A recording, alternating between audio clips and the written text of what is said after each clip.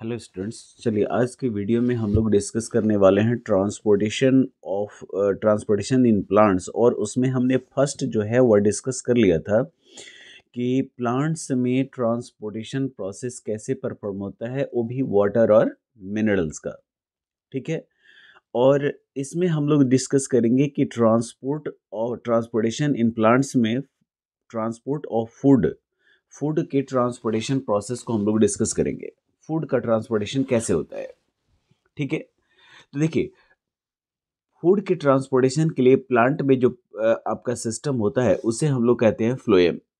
ठीक है। Phloem is responsible for transport of food in plants. देखिएगा, फ्लोएम जो होता है वह 4 टाइप्स के सेल्स से बना हुआ होता है। पहला होता है उसके पास सीव ट्यूब। ठीक है। सीव ट्यूब होगा। ठीक है, सीव ट्यूब। और सिव ट्यूब के बाद आपका इसमें दूसरा जो होता है वो होता है main important companion cells. Companion cells. ठीक है, कंपेनियन सेल्स होता है।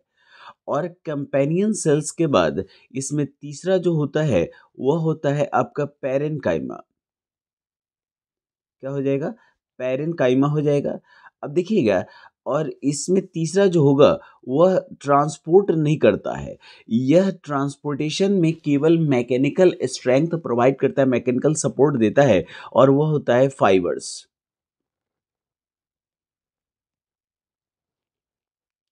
फाइबर्स। ठीक है। फाइबर्स होते हैं। इसमें सिव ट्यूब जो होता है वह मेनली यही जो है वह आपको लीफ से लेकर और प्लांट्स के डिफरेंट पार्ट्स में फूड को ट्रांसपोर्ट करता है। ये होता है आपका सिव ट्यूब। देखिए, सिव ट्यूब जो है वह थिन एंड इलोंगेटेड जो है वह सेल्स का बना हुआ होता है। और याद रखिएगा यहाँ पे कि इन सेल्स में एक सेल और दूसरे सेल के बीच जो होता है उसमें गैप्स होते हैं। जैसे आप यहाँ पे देखेंगे कि एक जो सीव होता है जिससे हम लोग साइविंग करते हैं अपने व्हीट फ्लोर से व्हीट ब्रान को सेपरेट करने के लिए। ठीक उसी तरह से इसमें छोटे छोटे होल्स होते हैं, और इन्हीं होल्स को हम लोग कहते हैं, इन होल्स में, है ना, इन्हीं होल्स के थ्रू यहाँ पर साइविंग प्रोसेस कंप्लीटेड होता है। और ये जो होता है वह प्रेजेंट होता है एक सेल और दूसरे सेल के बीच में प्रेजेंट होता है प्लेट के रूप में। इसलिए इसे हम लोग कहते हैं साइब प्लेट, है ना, साइब प्लेट कहते हैं। और इसी के थ्रू यह फूड का ट्रांसपोर्टेशन प्रोसेस परफॉर्म होता है। समझ में आ गया? अब जरा सा हम इस पर कंसंट्रेट करेंगे कि जो फूड का ट्रांसपोर्टेशन होता है वो जो साइब प्लेट की हम लोग बात कर रहे थे, साइब प्लेट की हम लोग बात कर रहे थे, यह इन दोनों के बीच कंसंट्रेशन डिफरेंस के आधार पर सब्सटेंसेस को एक सेल से दूसरे सेल तक ट्रांसपोर्ट करता है। कंसंट्रेशन में वेरिएशन आएगा तो ट्रांसपोर्टेशन होगा, अगर वेरिएशन नहीं आएगा तो ट्रांसपोर्टेशन नहीं होगा। चलिए, इसके बाद हम लोग आगे देखेंगे कि देखिए, सीव ट्यूब जो होता है वह एक लिविंग सेल होता है, लेकिन इसके पास न्यूक्लियस प्रेजेंट नहीं होता है। तो इसके बगल में रहता है आपका कंपेनियन सेल, और यह इसके पर्टिकुलर साइटोप्लाज्म को, है ना, सर्वाइवल में बनाए रखता है, क्योंकि बिना न्यूक्लियस के साइटोप्लाज्म सर्वाइव नहीं करेगा, और बिना साइटोप्लाज्म के फूड ट्रांसपोर्टेशन नहीं होगा। इसलिए यहाँ पर फूड के ट्रांसपोर्टेशन के लिए जो है वह कंपेनियन सेल उसमें गाइड एंड कंट्रोल करता है। ठीक है स्टूडेंट्स, अब देखेंगे कि यह जो आपका फ्लोएम होता है इसमें एक पैरेन्काइमा होता है जो इसके बगल में अरेंज होता है, और यह पैरेन्काइमा जो होता है वह लिटरल ट्रांसपोर्टेशन ऑफ फूड को परफॉर्म करता है। यह करेगा वर्टिकल ट्रांसपोर्टेशन। ठीक है, यह करेगा वर्टिकल ट्रांसपोर्टेशन, ऊपर से लाएगा या ऊपर की तरफ लेकर जाएगा, है ना, यानी नीचे और ऊपर दोनों ही साइड में बाई डायरेक्शनल ट्रांसपोर्टेशन प्रोसेस को परफॉर्म करता है। जाइलम में था कि यूनिडायरेक्शनल। जाइलम की अगर हम बात करें, जैसे जाइलम की हम बात करें, तो वो ट्रांसपोर्टेशन करता है यूनिडायरेक्शनल, यानी वह क्या करता है कि वह बॉटम में रूट से जो है वह चीज़ों को एब्जॉर्ब करता है और उसे ट्रांसपोर्ट कर देता है to the aerial parts of plant. Unidirectional ये कह सकते हैं कि in opposite direction to the gravity. लेकिन लेकिन यहाँ पर क्या है कि यह जो फ्लोएम होता है, यह लीफ में प्रिपेयर होने वाले फूड को यह लीफ वेनेशन से एब्जॉर्ब करता है। अब आपको समझ में मतलब समझना चाहिए कि लीफ वेनेशन क्या होता है। देखिए, लीफ में जो आपको वुडी स्ट्रक्चर दिखाई देता है, जो लीफ के शेप को बनाकर मेंटेन करके रखता है, इन्हीं को हम लोग लीफ वेनेशंस कहते हैं। क्या कहते हैं इसे? लीफ वेनेशन कहते हैं। और यही लीफ वेनेशन जो होता है, यह लीफ वेनेशन इस पर्टिकुलर प्लांट मतलब लीफ में बनने वाले जो मैन्युफैक्चर होने वाले फूड होते हैं, उन फूड को यह लेकर और फ्लोएम तक पहुंचाता है, क्योंकि फ्लोएम के कुछ हिस्से लिप्स में भी प्रेजेंट होते हैं। चलिए, अब यहाँ से फूड जो है वह बाई डायरेक्शनल होगा। अगर इसकी रिक्वायरमेंट अपवर्ड है तो यह अपवर्ड भी जाएगा। ठीक है, अपवर्ड जाएगा। बात समझ में आया कि यह अपवर्ड भी जाएगा। और अगर इसकी रिक्वायरमेंट डाउनवर्ड है, अगर इसे डाउनवर्ड कैरी करके ले जाना है तो यह इसे डाउनवर्ड भी कैरी करके ले जाएगा। यानी तीनों हैं, जिसमें एक जो है वो वर्टिकल ट्रांसपोर्टेशन, एक लेटरल ट्रांसपोर्टेशन और दूसरा जो है वह उसके ट्रांसपोर्टेशन को कंट्रोल करता है। और तीसरा जो है और चौथा जो है वह फाइबर्स या इसके चारों तरफ अरेंज होकर और इसे मैकेनिकल स्ट्रेंथ प्रोवाइड करता है, ताकि यह आसानी से ट्रांसपोर्ट प्रोसेस को परफॉर्म कर सके। ठीक है स्टूडेंट्स, तो इस तरह से प्लांट्स के बॉडी में फूड का डिस्ट्रीब्यूशन होता है जिस भी जगह पर ज़रूरत होती है, यानी पूरे बॉडी पार्ट्स में, चाहे वह एरियल पार्ट हो चाहे वह उसका रूट पार्ट हो, वो सभी जगह पर फूड ट्रांसपोर्ट हो जाएगा। अब आपके पास एक सवाल आएगा, mechanism of transportation. Mechanism mechanism है ना, of transportation in plants. Mechanism of transport है ना, ट्रांसपोर्टेशन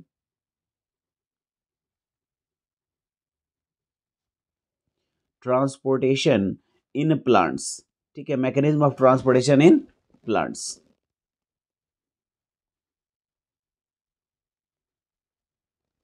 ठीक है, मैकेनिज्म ऑफ ट्रांसपोर्टेशन इन, तो प्लांट्स में मैकेनिज्म क्या है? सबसे पहले आप मैकेनिज्म में लिखिएगा कि प्लांट के बॉडी में दो चीजें ट्रांसपोर्ट होती हैं। पहला होता है रॉ मटेरियल्स, पहला होगा रॉ मटेरियल्स।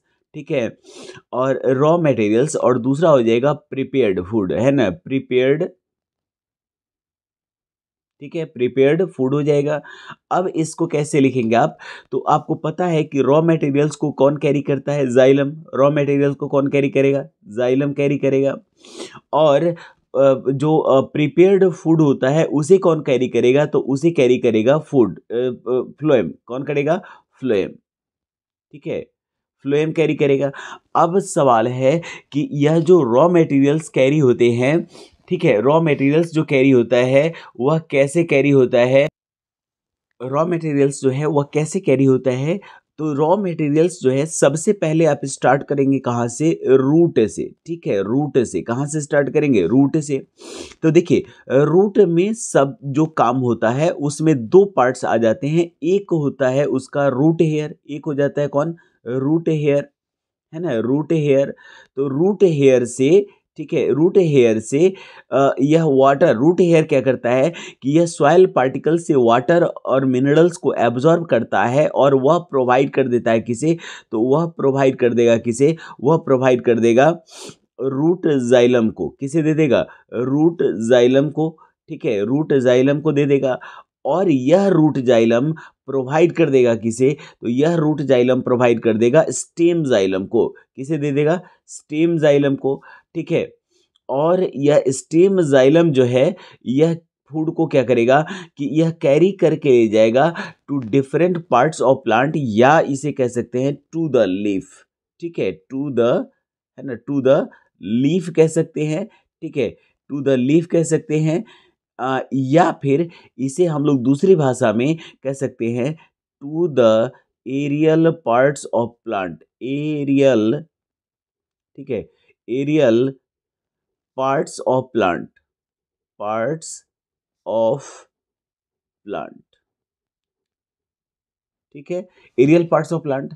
और इसके इस ट्रांसपोर्टेशन प्रोसेस में जो है वह हेल्प कौन करेगा, तो हेल्प जो है वह करने वाला प्रोसेस होगा, एक मैकेनिज्म होता है जिसे हम लोग 3 अलग-अलग सेक्शंस में पढ़ते हैं कि इस यह जो है ट्रांसपोर्टेशन होगा वह होगा अगेंस्ट ग्रेविटी। किसके अगेंस्ट? ग्रेविटी के अगेंस्ट ट्रांसपोर्टेशन होगा।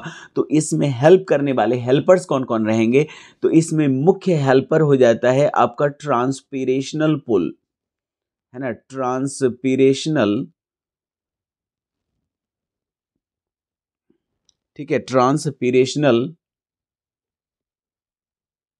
है ना, ट्रांसपीरेशनल पुल होता है, ट्रांसपीरेशनल पुल हो जाएगा। ठीक है, इसके बाद ट्रांसपीरेशनल पुल ये पहला नंबर हुआ।